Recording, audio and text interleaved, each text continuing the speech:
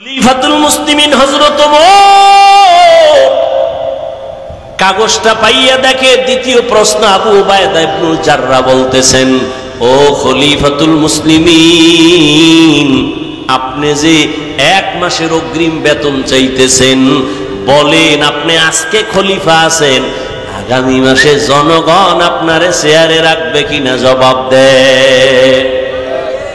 বুঝেননি কিছু? কি বুঝেন? ওমরের মতো ব্যক্তি যাকে শয়তান দেখলে ভয় পায়, সেই ওমরকে এত কঠিন প্রশ্ন। 1 নম্বরে আপনি 1 মাসের অগ্রিম বেতন চাইলেন, বাঁচবেন কিনা গ্যারান্টি। দ্বিতীয়, আপনি আজকে চেয়ারে বসে আছেন, ক্ষমতার মালিক, আগামী মাসে যে আপনি চেয়ারে থাকবেন আর জনগণ রাখবে তার গ্যারান্টি আছে? আগামী মাসে চেয়ারে থাকবেন না জোহরের আগে চলে যাবেন, গ্যারান্টি নাই। অতএব অগ্রিম বেতন আমি কেমনে দিব? ওমর চিঠি পাইয়া কান্নায় বিভোর, হাত উঁচু করে আমার মালিকের ডাক দিয়ে বলে, মালিক তুমি কত দয়াময়, আবু উবায়দা ইবনুল জাররাহকে তুমি কবুল করে নিও রে মালিক। আমার অন্তর চোখ খুলে দিছে, আসলেই তো আজ আমি চেয়ারে বসছি, কালকে বসার কোনো গ্যারান্টি নাই। এই চেয়ারম্যানের মেয়াদ শেষ হয়ে গেছে। আল্লাহ যারে বসায় সে থাকতে পারবে যতক্ষণ আল্লাহ রাখবেন, জোর করে থাকতে গেলে থাকা যাবে না। ওমর চোখের পানি ছেড়ে আবু উবায়দা ইবনুল জাররাহর জন্য কান্না করলেন। আল্লাহর ভয় তাকওয়া না থাকলে এগুলো সম্ভব না। ও কদমতলী কেরানীগঞ্জের মুসলমান বাবারা, ও কলিজার টুকরা আমার যুবকেরা, আজকে কত কষ্ট ওলামায়ে কেরাম করেন, এর ঋণ আদায় করতে পারবা না, রাগ করো আর যা করো, বিবেক দিয়ে একটু চিন্তা করিও বাবা। ওলামায়ে কেরামরা একটা গালি তোমাকে দেয় না। এই যে এত চিল্লায়া বয়ান করতেছি, কত কষ্ট, টাইম মতো খানা নাই, টাইম মতো ঘুম নাই, এতটা দৌড়াদৌড়ির মাঝে আবার বয়ান, চিল্লায়া চিল্লায়া বয়ান, কথা বলার মতো কষ্টের কাজ এই জমিনে আর একটাও নাই। এত কষ্টের কথা, এত কষ্ট করিয়া এই যে এতক্ষণ চিল্লাইলাম, একবারও বলি নাই সবাই আমার দলে আসো। আমি কোনো দলের পথে দাওয়াত দেই নাই। আমি কিন্তু বলি না, এ যুবকেরা, স্কুল কলেজ বাদ দিয়ে তোমরা হুজুর হইয়া তসবিহ হাতে নাও, বলছি। তুমি চরমনাই না গেলে জাহান্নামে যাবা, বলি নাই। তুমি তাবলীগ না করলে জাহান্নামে যেতে হবে, বলি নাই। ও যুবক, স্কুল কলেজ ছাড়িয়া কওমি মাদ্রাসায় যাও, তাও বলি নাই। বরং আমি তোমাকে আশ্বাস দিয়া, কলিজা দিয়া, দোয়া দিয়া বলতে চাই, এতগুলো মানুষের আমিন খালি ফেরত যাবে না। ও যুবক, রহমতের নবী তোমার জন্য কত মায়ার খুশির কথা বলছে।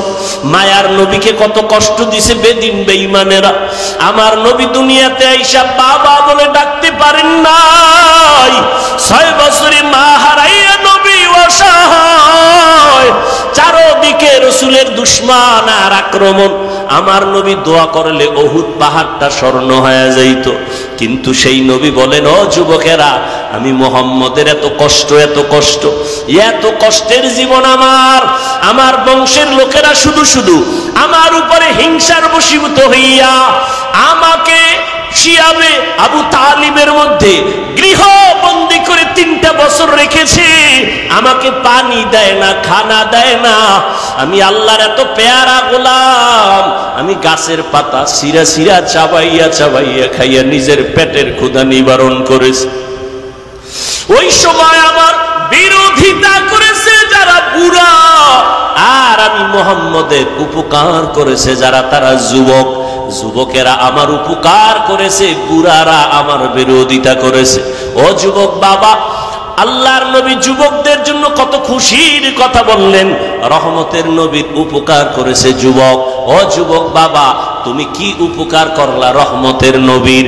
তুমি মুসলমান, আমিও মুসলমান, তোমার পাও ধইরা ধইরা বয়ান করি, নামাজের কথা বলি, তুমি নামাজ পড়তে চাও না, আর আমি নামাজ ছাড়তে চাই না।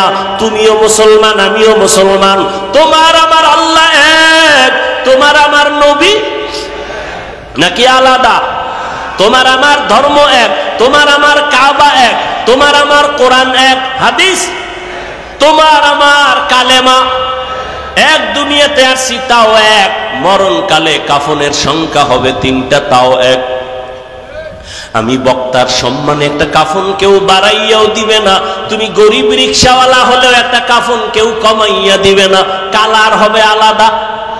আমি হুজুরদের কাফনের কালার হবে একরকম, যারা হুজুর না তাদের কাফনের কালার হবে ভিন্ন। কে হুজুর কে হুজুর না, কে মালিক কে গোলাম, কে ডাক্তার কে রুগী, কে ইমাম কে মুক্তাদি, সবার বেলায় কাফনের কালার এক। কাফনের উপরে লেখা থাকবে বড় হুজুরের লাশ, তাও থাকবে না রে বাবা সব। আজকে আমি বক্তা বক্তা হইয়া কত ভাব দেখাই, তুমি শ্রোতা, তুমি দুর্বল, তুমি ডাক্তার হইয়া ভাবে আসো, আমি রোগী হইয়া সিরিয়ালে কষ্ট পাই। কিন্তু কাফনের মধ্যে যেদিন ঢুকবো ওই দিন সবার বাহাদুরি শেষ হয়ে যাবে। মালিকের লাশটা যেমন পড়ে থাকবে, গোলামের লাশটাও তেমন পড়ে থাকবে, ইমাম সাহেবের লাশটা যেমন থাকবে, মুক্তাদির লাশটাও তেমন থাকবে। সবার বেলায় 3টা সাদা কাফন, কবরের সাইজও হবে এক। কবরে রাখার পরে প্রশ্ন হবে 3টা তাও এক। আমাকেও যেই প্রশ্ন আপনাদেরও সে একই প্রশ্ন। রবের পরিচয় দাও, ধর্মের পরিচয় দাও, রাহমাতুল লিল আলামিনের পরিচয় দাও। এই 3টা প্রশ্নের জবাব যারা দিতে পারবে, নবী বলেন সাথে সাথে আল্লাহ গাইবি আওয়াজ দিয়ে বলবে, ও ফেরেশতা, এর কবরটা বেহেশতের সাথে রাস্তা বানায় জান্নাতের ফয়সালা করে দাও। আর এই 3টা প্রশ্নের জবাব যারা দিতে পারবে না, নবী বলেন আমার আল্লাহ গাইবি আওয়াজ দিয়ে বলবেন, এই নাফরমান, এই বেনামাজির কবর জাহান্নামের সাথে রাস্তা খুলে দাও। ও যুবক, আমি আজকে তোমার মতো প্যান্ট শার্ট টাই লাগাইয়া দাড়ি কামাইয়া যদি রাস্তায় চলতাম কেউ আমারে বাধা দিত না। কিন্তু বাবা, আজকে টুপি মাথায় দিলে মাথা গরম লাগে, কম বুঝি না। দাড়ির কারণে যৌবনের ভাব চলে যায় তাও বুঝি, জামার কারণে গরম লাগে তাও বুঝি, এই টুপি দাড়ির কারণে কত গালি শুনলাম। এরপরও কেন টুপি ছাড়ি না, কেন দাড়ি ফালাই না, কেন বেপরদায় চলি না? তোমার টুপি মাথায় দিতে লজ্জা লাগে আর আমার টুপি খুলতে লজ্জা লাগে। তোমার দাড়ি রাখতে লজ্জা লাগে আর আমার দাড়ি কাটতে লজ্জা লাগে। তোমার পর্দা করতে লজ্জা লাগে আর আমার পর্দা না করলে লজ্জা লাগে। তোমার মসজিদে ঢুকতে লজ্জা লাগে আর আমার মসজিদে না ঢুকলে লজ্জা লাগে। ও বাবা, কারণটা কি? তোমার আমার আল্লাহ এক, নবী এক, কোরআন এক, হাদিস এক, কাবা এক, মরণ এক, কাফন এক, কালার, কবরের প্রশ্ন এক। এরপরও কেন তুমি ওলামায়ে কেরামের পাও ধরা বুঝানোটাও কেন মানো না? আসলে কি মনে মনে ভাবছো কোরআন মিথ্যা? সাহাবায়ে কেরামদের তাদের এত সুন্দর আমল, আবু বকর ওমর ওসমানের এত সুন্দর নামাজ, এত সুন্দর তেলাওয়াত, এত সুন্দর তাকওয়া, এত সুন্দর তাদের ইখলাস,